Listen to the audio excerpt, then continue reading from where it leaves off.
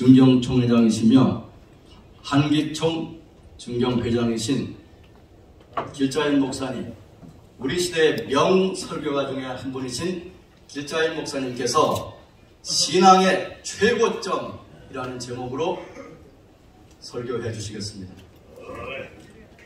요나는 선지자였습니다. 그는 하나님께로부터 니느웨의 복음을 전파하라는 명령을 받았습니다. 그러나 그는 불순종과 불신앙으로 똘똘 뭉쳐 있었습니다. 이렇게 그에겐 불신앙과 불순종만이 있었던 것입니다. 그의 그 심한 불순종과 불신앙을 두고 본문 3절 말씀은 이렇게 말합니다. 그러나 요나가 여호와의 얼굴을 피하려고 일어나 다시스로 도망하여 욥바로 내려갔다라고 합니다. 요나의 불순종과 불신앙에는 고통의 대가가 따랐습니다. 본문 5절의 말씀을 보면 요나에게 임한 하나님의 징벌을 이렇게 기록하고 있습니다. 여호와께서 큰 바람을 바다 위에 내리시매 바다 가운데 큰 폭풍이 일어나 배가 거의 깨어지게 되었다라고 말합니다.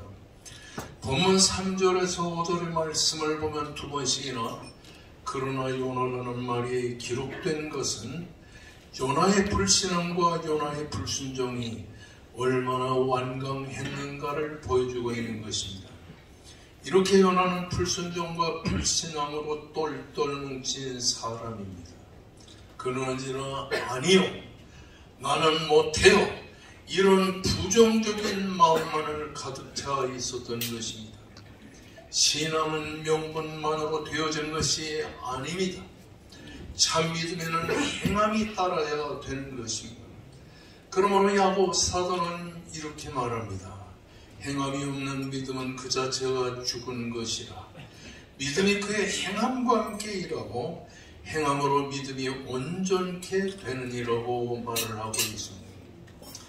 니느웨 복음 전파의 사명을 받고서도 불순종의 길을 걸어간 요나는 참 선지자가 아니었습니다. 그에게는 하나님께로부터 니느웨 구원의 사명을 받은 바 사명을 감당하고자 하는 마음이 전혀 없었습니다. 그에게는 오직 자기만 있었습니다. 자기 생각과 자기 방향만 있었다라는 말인 것입니다.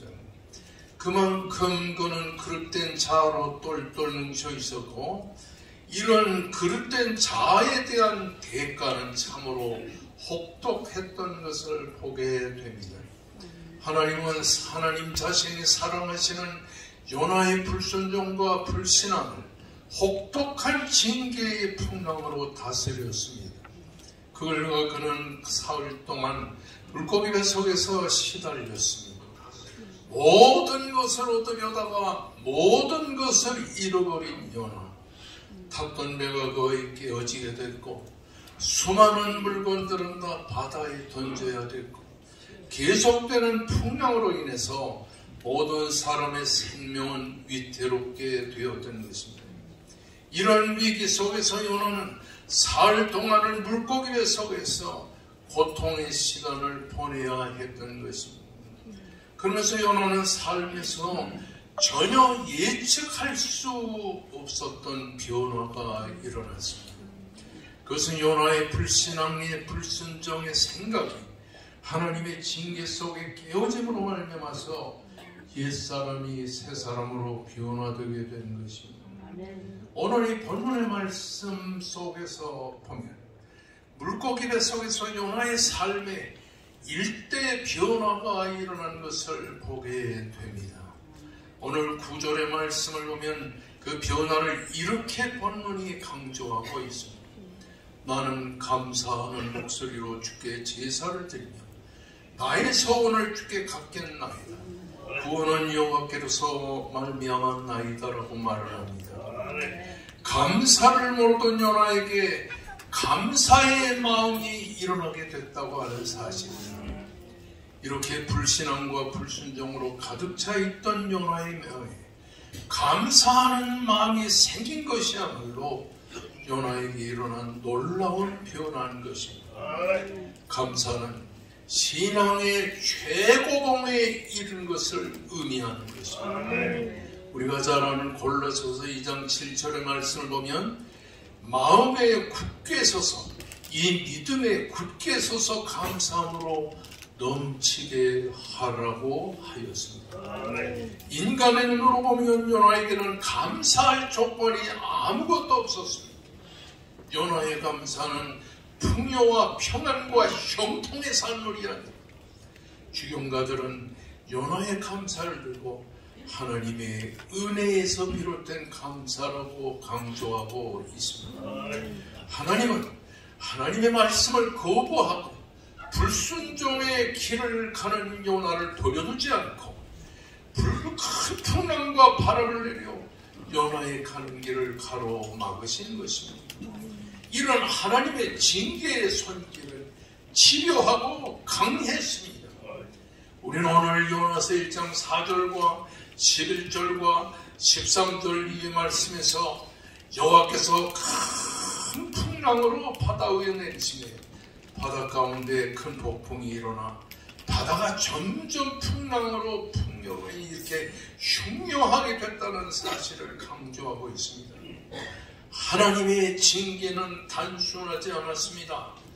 요나가 자신의 잘못을 깨닫고 가던 길을 멈출 때까지 하나님은 자신을 향한 하나님의 간섭을 깨달을 때까지 또 많은 무리가 요나를 살리려는 그 인간적인 노력을 포기할 때까지 하나님의 징계의 풍랑은 계속되었다는 사실인 것입니다.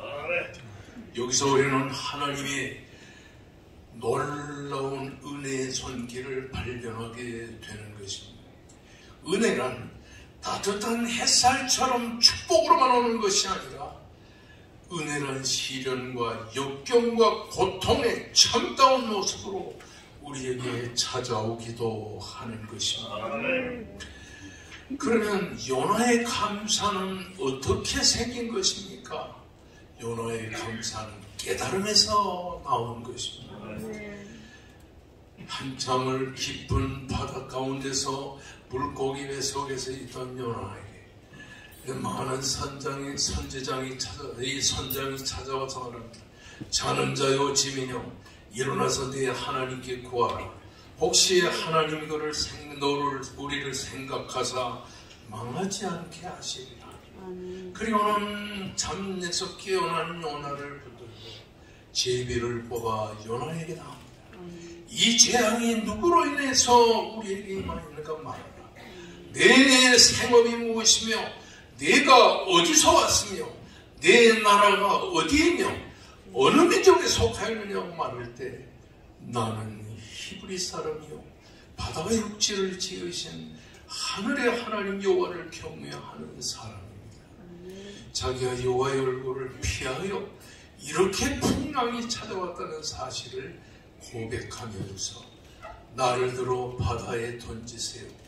그리하면 바다가 당신들을 위해 잠잠할 것입니다. 당신들이 큰 폭풍을 맞는 것은 나 때문이오라고 고백합니다. 내가 죄인이라는 이런 깨달음이 그 속에서 우러나오는 것입니다.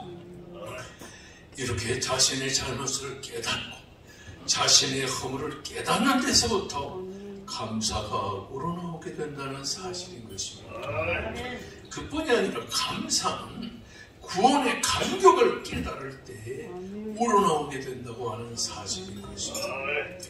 우리가 사랑하는 본 말씀을 보면 요한복음 1장 17절에 여호와께서 큰 물고기를 예비하사 요나를 삼키게 하셨으므로 요나가 밤낮 사흘을 물고기 배에 있습니다. 이 사건을 두고 예수님은 마태복음 12장 40절에서 요나가 밤낮 사흘 동안 물고기 배에 있은 것 같이 인자도 밤낮 사흘 동안 땅속에 있으리라는 말로 해석하고 있는 거죠. 요나를 삼킨 물고기는 예수 그리스도께서 사흘 동안 십자가를 지시고 사흘 동안 그 십자가의 고난 속에서 죽으시고 다시 사시는 예수님의 십자가의 정신을 특별히 강조하고 있는 것입니다.